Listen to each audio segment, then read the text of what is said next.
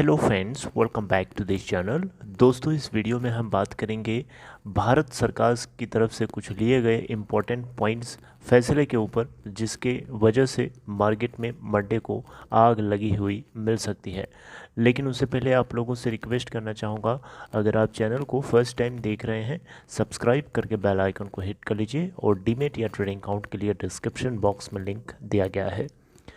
भारत के अंदर, इंडिया के अंदर इन्फ्लेशन को कम करने के लिए भारत सरकार ने, आरबीआई ने, आपको पता है, रेपो रेट को बढ़ा दिया था 40 बेसिस पॉइंट्स है, जिसकी वजह से पूरा होल मार्केट क्रैश कर गया था और अभी भी हम लोग क्रैश की सिचुएशन को देख रहे हैं। लेकिन दोस्तों, इन्फ्लेशन को कम करने के लिए सिर्फ रेपो रेट का बढ़ा देना ही काफ़ी नहीं है। ये बात आरबीआई को भी बहुत अच्छे से पता है और सरकार को भी कहीं ना कहीं ये बात अच्छे से पता चल चुकी है। शायद इसी की वजह से सरकार ने अपना फैसला बदल दिया है, क्योंकि सरकार को इससे पहले चिट्ठियां लिखी गई थी कई लोगों की तरफ से एक्साइज ड्यूटी को कम करने के लिए, गिराने के लिए, लेकिन सरकार ने साफ साफ मना कर दिया था फाइनेंस मिनिस्टर ने ऐसा करने से। लेकिन अब खुद फाइनेंस मिनिस्टर को ये बात समझ में आने लगी है, जिसकी वजह से उन्होंने अपनी बातों में बदलाव किया है और कुछ ऐसे पॉइंट्स ऐसे कुछ पॉइंट्स जो हैं दर्ज किए हैं, जिनकी वजह से मार्केट में आग लगना तय है। मुझे ऐसा लगता है, देखिए, तब तक हो सकता है कोई सिचुएशन बदल जाए, अलग बात है, लेकिन जो फैसले लिए गए हैं सरकार की तरफ से, यूनियन सेंट्रल गवर्नमेंट की तरफ से, ये फैसले कहीं ना कहीं मार्केट के पॉइंट ऑफ व्यू से, कंज्यूमर के पॉइंट ऑफ व्यू से बहुत बड़े फैसले हैं, बहुत अच्छे फैसले हैं। आइए वन बाय वन करके जल्दी से डिस्कस करते हैं। सबसे पहले देखिए, सेंट्रल गवर्नमेंट ने एक्साइज ड्यूटी जो फ्यूल के ऊपर ली जाती है उसमें गिरावट करी है, कट करी है, जो कि बहुत अच्छी बात है। और ये पहले से लोग कई बार सरकार के ऊपर दबाव बना रहे थे, प्रेशर बना रहे थे कि सरकार एक्साइज ड्यूटी को कम करे, लेकिन सरकार कम करने का नाम नहीं ले रही थी। इन्फ्लेशन बढ़ता जा रहा था। इन्फ्लेशन बढ़ने के पीछे सबसे बड़ा कारण एक्साइज ड्यूटी और जो स्टेट गवर्नमेंट चार्ज करती है टैक्स के रूप में, वही रिस्पॉन्सिबल है। ये बात किसी को पता होना चाहिए। देखिए, यूनियन गवर्नमेंट ने डिसाइड कर लिया है कि अब ये जो एक्साइज ड्यूटी होती है पेट्रोल और डीजल के ऊपर, दोनों कट करी जाएंगी और ये 22 मई से इफ़ेक्टिव माना जाएगा। अगर आप देखें दोस्तों, यहाँ पे पेट्रोल के ऊपर जो इन्होंने कट किया है एक्साइज ड्यूटी, वो 8 रुपये का है पर लीटर में, और डीजल के ऊपर जो एक्साइज ड्यूटी में कट है वो 6 रुपीज़ पर लीटर का है। इससे बताया जा रहा है कि जो पेट्रोल की जो प्राइसेस हैं उसमें 9.5 रुपीज़ पर लीटर का रिडक्शन देखने को मिल सकता है। वहीं डीजल के पर लीटर प्राइसेस में 7 रुपीज़ का रिडक्शन देखने को मिल सकता है। और ऐसा बताया जा रहा है कि फाइनेंस मिनिस्टर ने जो स्टेट गवर्नमेंट्स हैं उनको भी जो है ये बात जो है उनसे भी कही है कि आप लोग भी अपने स्टेट गवर्नमेंट टैक्सेस को कम करिए। और ऐसा होता है तो डेफिनेटली पेट्रोल और डीजल के प्राइसेस में और गिरावट आएगी। यानी 9.5 रुपीज़ पर लीटर पेट्रोल और 7 रुपीज़ पर लीटर डीजल में जो गिरावट होनी है सेंट्रल गवर्नमेंट के लिए हुए फैसले की वजह से, ये तो होनी ही होनी है। अगर स्टेट गवर्नमेंट फैसला लेती हैं तो और गिरावट हमें देखने को मिल सकती है, जो कि कंज्यूमर के पॉइंट ऑफ व्यू से काफ़ी अच्छा है। ये देखिए, फाइनेंस मिनिस्टर के कोटेशन को ज़रा आपको मैं पढ़ के सुना देता हूँ जल्दी से।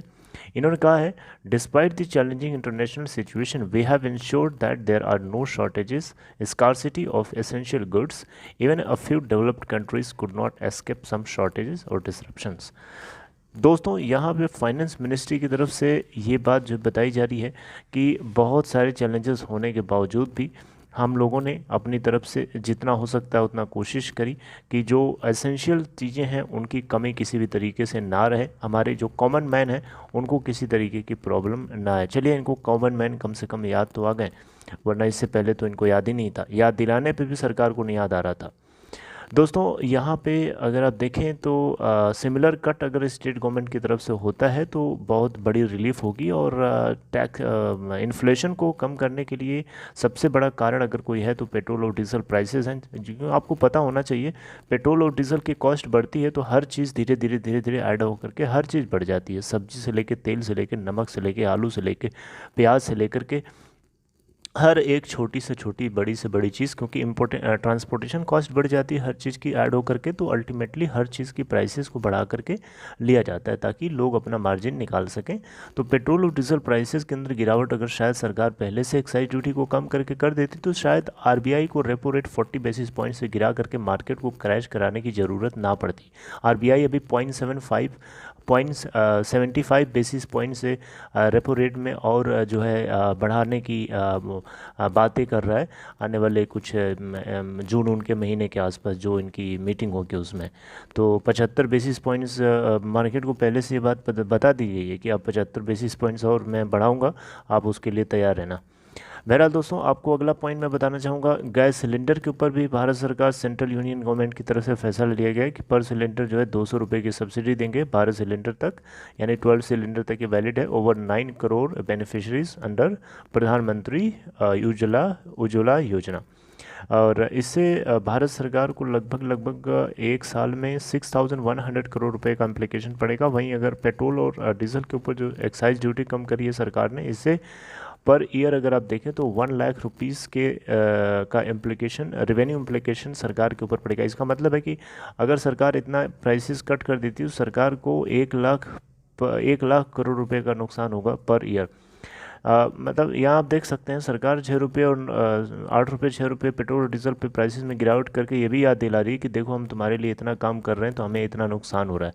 मतलब सरकार अपना नुकसान दिखा रही है पब्लिक को थोड़ा सा प्राइसेस में गिरा करके, यानी पब्लिक को फ़ायदा करते हुए सरकार ये भी दिखाने की कोशिश कर रही है कि ये अपना नुकसान करके आपका फ़ायदा करा रहे हैं। अरे टैक्स तो हम ही लोग दे रहे हैं ना। चलिए खैर, इसके ऊपर मैं बातचीत नहीं करूँगा। जो पॉइंट्स हैं मैं आपसे डिस्कस कर रहा हूँ, थोड़ा सा मैं एग्रेसिव हो जाता हूँ, माफ़ करिएगा। दोस्तों यहाँ पे और भी चीज़ें जो है सरकार ने फैसला लिया है कि जैसे कि जो रॉ मटेरियल्स हैं उसमें जो कस्टम ड्यूटी चार्ज की जाती है, कस्टम ड्यूटी में कमी आएगी, जिसकी वजह से जो प्लास्टिक प्रोडक्ट्स होते हैं जो हम इंपोर्ट करते हैं दूसरे देशों से, उसमें एक्साइज ड्यूटी, उसमें कस्टम ड्यूटी अगर कम पड़ेगी तो वो सस्ता पड़ेगा आम आदमी के लिए, और सस्ता पड़ेगा तो डेफिनेटली जो फाइनल प्रोडक्ट होगा उसकी जो कॉस्ट प्राइस है रिड्यूस होगी, और ये अच्छी बात है। इसी तरीके से अगला जो फैसला लिया गया दोस्तों, जो इंटरमीडियरीज और रॉ मटेरियल्स आयरन और स्टील के लिए यूज़ किए जाते हैं, उसमें भी जो कस्टम ड्यूटी होती है उसको भी सरकार कम करने की कोशिश कर रही है यहाँ पे।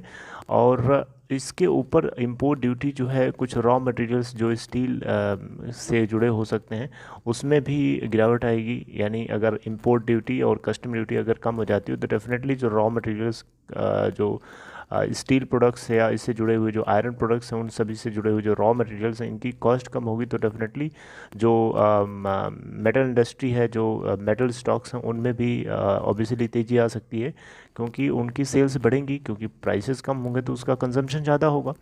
और राइट, विंड एनर्जी सेक्टर में चाहे कोई भी चाहे आप जो भी टाटा मोटर्स है, इस तरीके की जितने स्टॉक्स हैं, इन सभी के अंदर भी तो मटेरियल यही यूज़ होते हैं ना रॉ मटेरियल की तरह। तो ये सस्ता होगा तो डेफिनेटली उनके लिए ये बूम बूम के मतलब this is very bone for them, right. ये एक अच्छी खबर है उन सभी के लिए, एक बहुत ही बढ़िया खबर है, जिसकी वजह से आपको जो है इन सभी स्टॉक्स में आपको तेज़ी देखने को मिल सकती है मंडे को। एक खबर अच्छी है। ठीक है, तो इस तरीके से अच्छा, सीमेंट की अवेलेबिलिटी को इम्प्रूव करने के लिए भी सरकार ने कुछ मेजर्स लिए हैं, राइट, ताकि जो लॉजिस्टिक्स कॉस्ट है उसको रिड्यूस किया जा सके, जिससे कॉस्ट ऑफ सीमेंट कम हो। ठीक है, तो इस तरीके से जो फैसले लिए गए हैं 22 मई 2022 से ये इफ़ेक्टिव होंगे, ये भारत सरकार की तरफ से कहा गया है। हालांकि ये चीज़ जो है central board of indirect taxes and custom की तरफ से एक नोटिफिकेशन इशू करके बातें बताई गई कि 22 मई 2022 से ये बात इफ़ेक्टिव हो जाएगी, ये मेजरमेंट्स इफ़ेक्टिव देखे जाएंगे। ओके, तो चलिए घर, ये अच्छी खबर ली गई है, मतलब सरकार की तरफ से फैसला अच्छा लिया गया। यहाँ देखिए एक सरकार ने और सफाई देने की कोशिश करी है अपने आप को। मतलब यहाँ आप देख सकते हैं, इन्होंने कहा कि हमारी सरकार ने एवरेज बेसिस पे जो महंगाई है उसको कंट्रोल में रखने की कोशिश करी। पिछली आई थिंक इस पैराग्राफ में इन्होंने नहीं कहा, इस ऊपर वाले कोटेशन में कहा इन्होंने। तो इन्होंने ये कहा है कि जो है ये रहा, इसमें कहा इन्होंने कि जो प्रीवियस गवर्नमेंट थी उसमें जो है हाँ, जो प्रीवियस गवर्नमेंट थी, आई थिंक ये भी नहीं है, ऊपर वाले में था शायद, जो भी है। तो उसका कंक्लूजन पॉइंट यही है कि जो है प्रीवियस गवर्नमेंट जो थी उससे हम लोगों ने काफ़ी अपने महंगाई को कंट्रोल में रखने की कोशिश करी है ऑन एन एवरेज बेसिस पे। ये भारत सरकार की तरफ से ऐसा फाइनेंस मिनिस्टर की तरफ से कहा गया। बहरहाल दोस्तों, जो कंक्लूजन पॉइंट है वो मैंने आपके साथ डिस्कस किया एक छोटी सी वीडियो के माध्यम से। आई होप आपको समझ में आ गया होगा। अगर आपको कंटेंट अच्छा लगा हो, लाइक करके अप्रिशिएट कर सकते हैं। And take care.